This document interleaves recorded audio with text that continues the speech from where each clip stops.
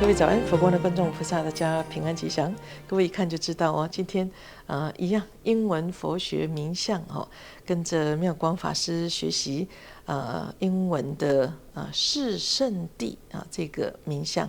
四圣谛是佛陀他在证悟成佛之后第一次的说法讲的苦跟乐的因果关系嘛。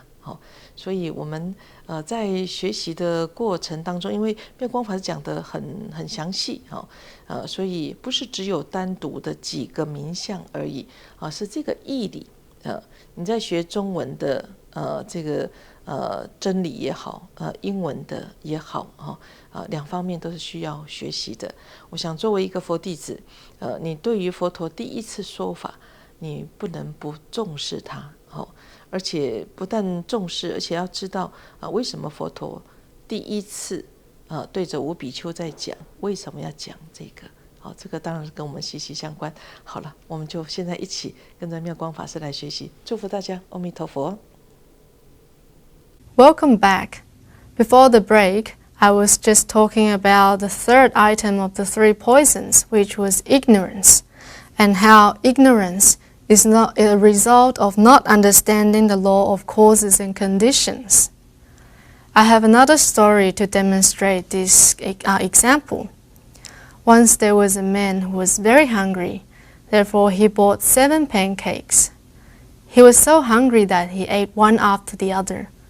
He ate the first one, the second, third, all to the 6th, and half of the last one. Then suddenly he was struck by an idea.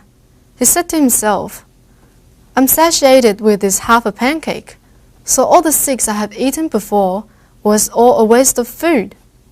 So if only I'd known that I could satisfy myself with this half a pancake, I should have just eaten it first. So, in fact, can the final half of the pancake really satisfy the man's hunger? If he never ate the first 6 pancakes, how could he be full with the last half? Therefore, this is an example of not understanding causes and conditions, and as a result, it will cause him a lot of trouble by not knowing the truth of this life. So therefore, after talking about the 3 poisons, how can we cure these 3 poisons? How do we deal with greed, anger, and ignorance? Let me give you some ideas. In order to help release us from greed, we need to practice generosity. We need to be more generous with the things we have. And secondly, in order to deal with anger, we need to practice patience under insult. Maybe we should take a little more time before we burst out with anger. We take a little more time to calm down before we lose control of ourselves with our anger. And thirdly, in order to deal with ignorance, the Buddha has provided us with the best cure, which is wisdom, or wisdom of the Dharma that he has presented to us. Therefore, by practicing generosity, patience under insult, and wisdom will help us deal with the 3 poisons. The third noble truth is the end or cessation of suffering. As we've talked about the 3 poisons, in order to reinstate or to rediscover our Buddha nature, we need to get rid of the 3 poisons. And the 3 suggestions I have just given you before were just some basic ideas. So let me talk a little bit more about how we get rid of suffering. There is suffering because we have desires. So once these desires cease to exist, suffering will cease to exist too. But this doesn't mean that from now on you stop wanting anything around you. This doesn't mean that you should give up your family, everything you have now. Rather, it's about pulling yourself out of that abyss of desire and stop thinking about the things you want. So instead of trying to get what you want all the time, we should start, instead of wanting things for your own benefit, maybe you should start looking at the things that you can offer to the world. So, as a finger that points to the moon, the third noble truth is the finger that points to Nirvana. So it tells us something about Nirvana, but at the same time, the third noble truth itself is not actually Nirvana. If we want to live in a world of freedom and content, we need to try to make sure that our suffering or desire cease to exist.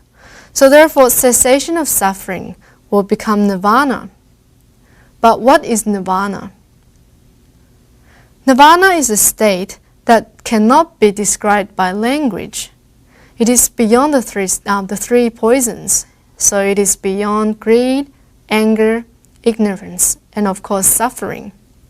It is also beyond all duality. It is beyond all distinctions between right and wrong, self and others, good and bad, and life and death. There are 4 ways to help us understand Nirvana. The first one is what is called original Nirvana. Or this means the original or fundamental nature of everything. So this is the inherent Buddha nature that lies within all of us. Secondly is what is called Nirvana with remainder. So this means an enlightened person who still has a body. And this body is there because his past karma still exists. And although he stops making and creating more karma because he is an enlightened person, he still needs to bear the consequences of the karma that he had created before he attained Nirvana. So therefore, he still has a body. And thirdly is the Nirvana called Nirvana without remainder. This is an enlightened person who no longer has a body, so he's beyond the status of physical form or matter. The last is called Nirvana without abiding. This is an enlightened being who could enter Nirvana, but chooses to stay in this world to help other people and reach the same status, which is Nirvana too. Some of the examples are the Bodhisattvas. Although they have reached the status of Nirvana and have also attained enlightenment, because they see that there are a lot of beings who are still suffering in this world. Therefore, they have shown so much compassion that they decided to stay in this world and help the sentient beings in reaching the same goal. I've talked about how Nirvana cannot be described by language. But here, of course, we will try our best to help you understand what Nirvana is like. So I would like to list the following 10 metaphors of Nirvana, which can describe what it is like to be in Nirvana. But bear in mind, these are just the basic ideas. Who knows? For those who have really entered Nirvana, it could be a status much greater than these. But, of course, it would be good enough for us to start with these 10 metaphors here. The first one is that Nirvana is like a lotus flower. We know that a lotus plant grows in mud, and it cannot produce a flower if it is taken from the mud. But once the flower grows out of the mud, you can see that none of the mud sticks to the flower, so the lotus remains so pure and clean. Therefore, Nirvana is the same. Even for those who have attained Nirvana in this circular world, although this world is still full of greed or what we call poison, it itself remains pure and unaffected. Therefore, it is like a lotus flower. Secondly, Nirvana is just like water. We know that water cleans everything away, so it can clean anything that is dirty. So Nirvana here is like water that clears away all the suffering. So just as water can put out the fire, so Nirvana can put out the heat of our defilements. And also, water can slake the most terrible thirst, or it quenches our thirst. Therefore, Nirvana can relieve even the worst suffering.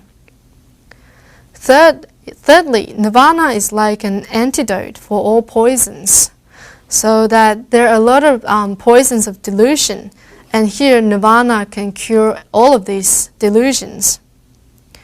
Fourthly is that Nirvana is like a great sea. So a truly great sea has no shores anywhere. It is limitless and without preference. So it can take in anything that goes into this ocean. The same goes to Nirvana. And fifthly, Nirvana is like food. So good food can help satisfy our hunger, and it can give our body strength. So the same thing goes to Nirvana. It can satisfy all of our desires desires for truth, and answer all of our questions. Sixthly is that Nirvana, it can be as vast as a space. So it's like a space that is everywhere. So from what you see, it's everywhere. It's all around the things that we see. It's in front of me. It's also next to me. It's everywhere. So just like space, Nirvana doesn't depend on anything. And still, everything depends on Nirvana, just how we live around space. So we depend on space. And seventhly, Nirvana is like a Mani jewel. So a Mani jewel is so magnificent that it could inspire anybody who looks at it. So the same goes to Nirvana. Even the deluded mind, when it comes into contact with Nirvana, can feel a lot of inspiration. And eighthly, Nirvana is like sandalwood. Just like sandalwood is rare, Nirvana is also rare. And sandalwood is very fragrant. It's much more fragrant than any other wood. So the excellence of Nirvana exceeds all of the other things. Ninth is that Nirvana is like the wind.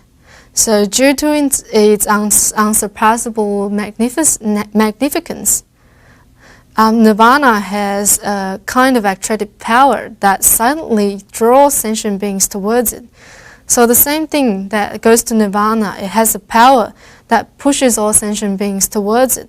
Therefore, it's like a wind. It's like wind that can take us across the sea.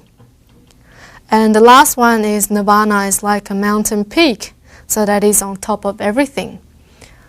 So let us take another short break now and stay with us.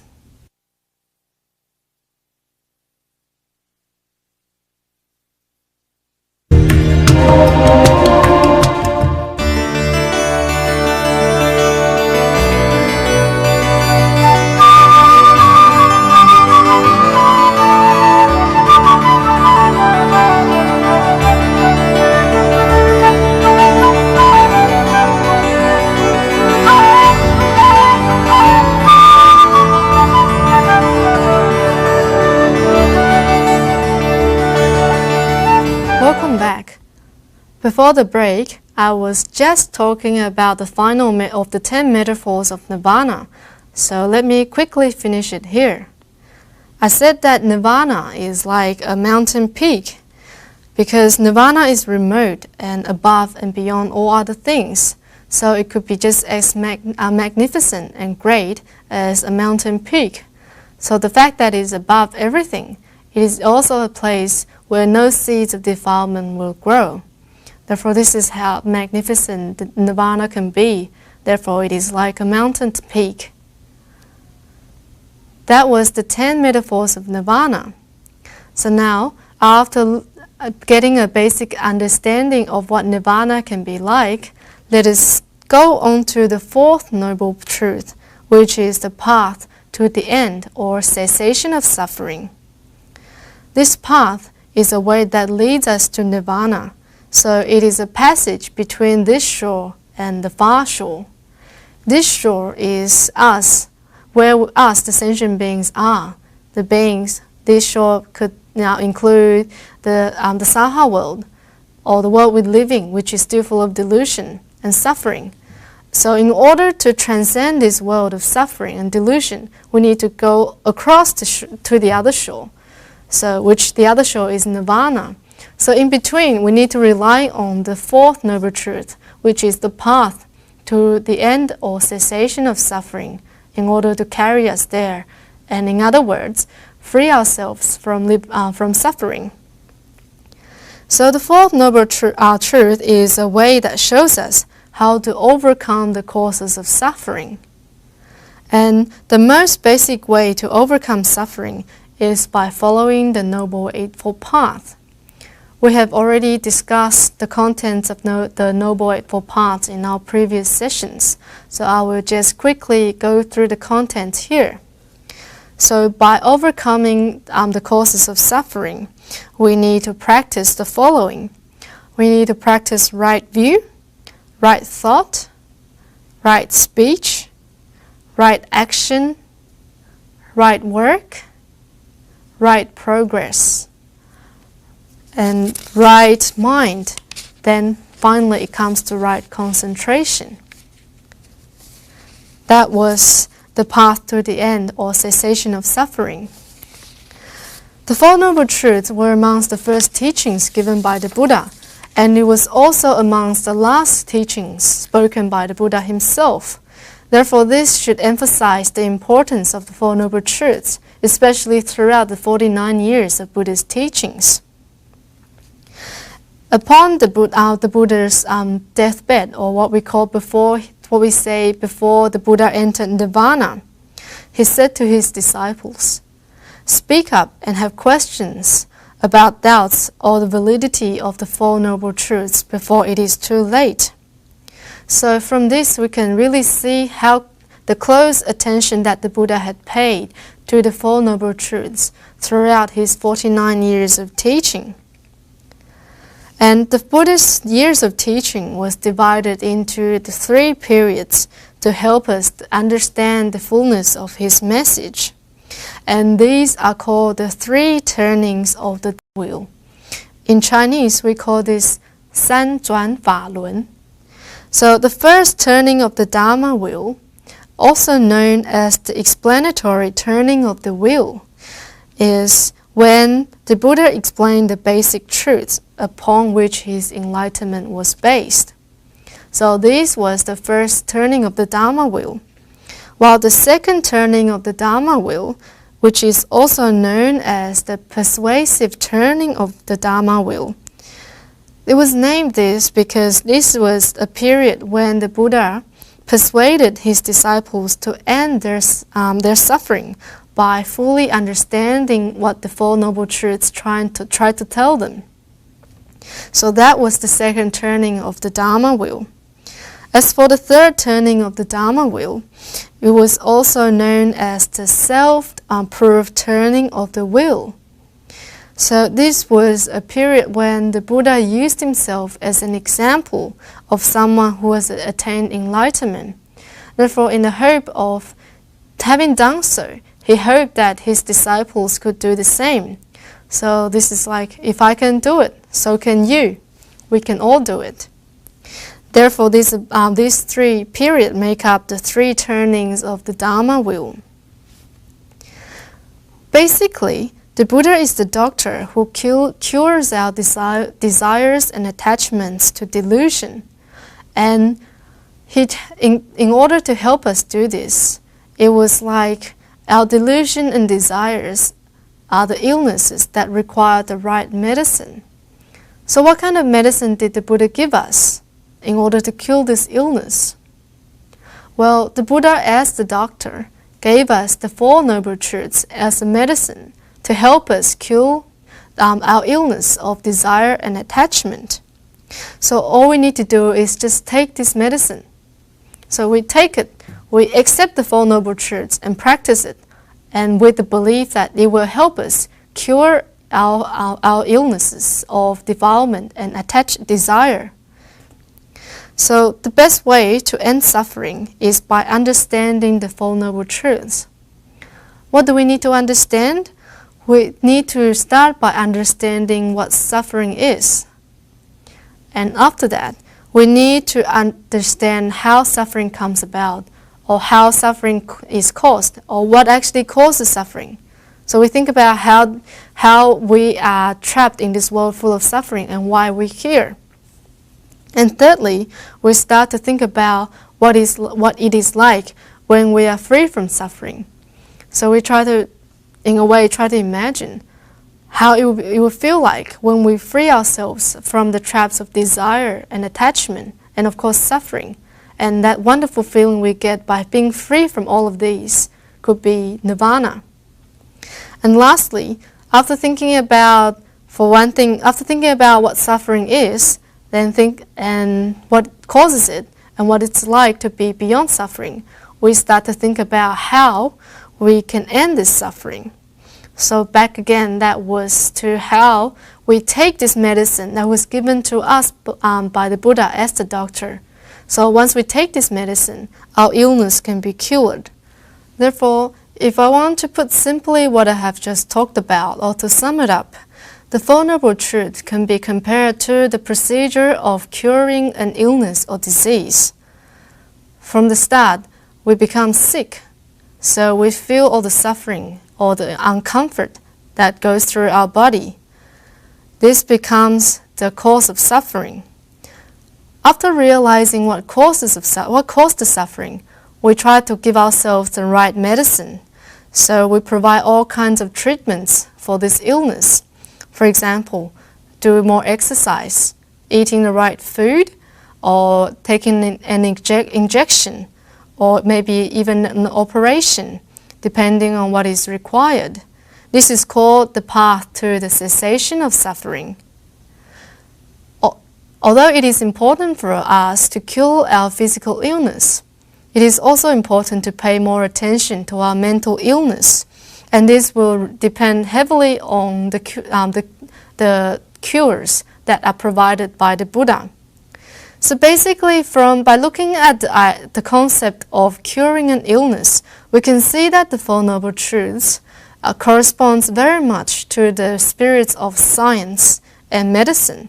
And this also shows how applicable Buddhism can be to life.